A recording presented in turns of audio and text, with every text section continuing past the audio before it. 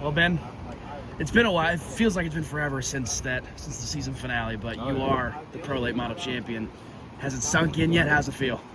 It's amazing. We put so much work. The guys, Sets of Racing, put in so much work all year.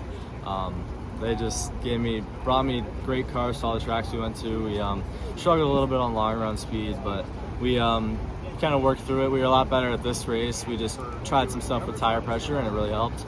I think we probably needed to figure that out a little earlier in the season, but it felt very good this weekend, and yeah, they just worked so hard to bring the best car they can. And I'd like to thank all my sponsors, my mom, my dad, my brother, for cheering me on and helping me just make it out to the track. So yeah, it's incredible to be the car store champion, especially in my first year doing it. I know you missed out on victory lane this year, and I know that's probably one big thing that you were looking to do, but overall, besides that, looking at this season, what did you learn about yourself as a driver or as a person that you can take going forward? It sucks that I missed victory lane in Cars Tour, but I did get the win in my first ever late model race, or first ever pro race at the beginning of the year, so that was a pretty big deal to me. But there was a couple races that I for sure should have won, and just unfortunate things happened, like I hit oil and just spun out and just lost the lead, and I also got hit in the back and spun out once, and there's a lot of unfortunate things that happened that cost us a win or a really good finish. But yeah, it was. I think I've also learned a lot just about racing on ovals.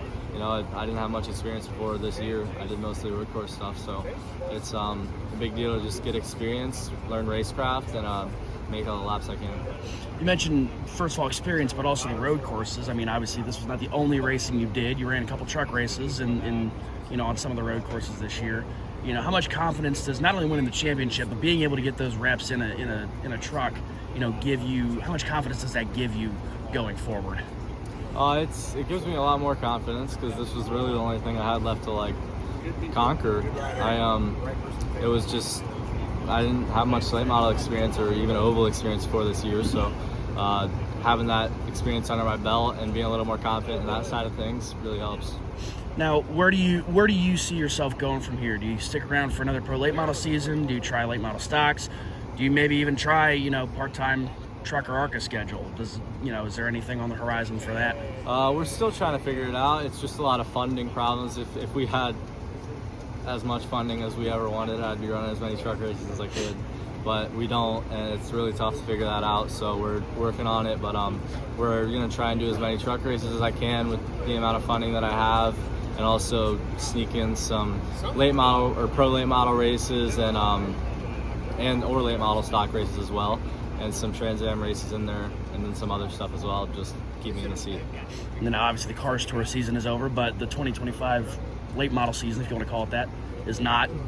Do we expect, I know you mentioned funding, but do we expect to see you somewhere maybe like South Carolina 400 or maybe even the Snowball? Any plans for those? I would love to do them, but like I said earlier, funding.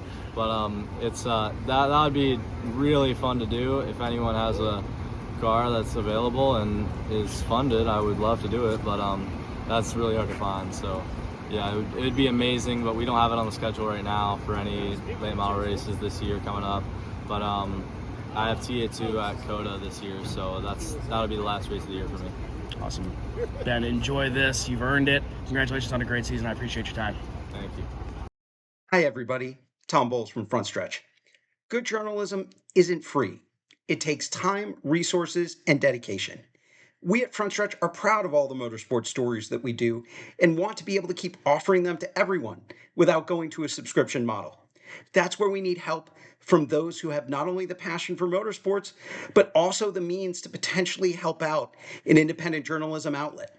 If 400 people stopped right now and gave us $10, we'd be able to fund all our travel to all the racetracks that we cover for a month and bring you all these great videos that you see here every week.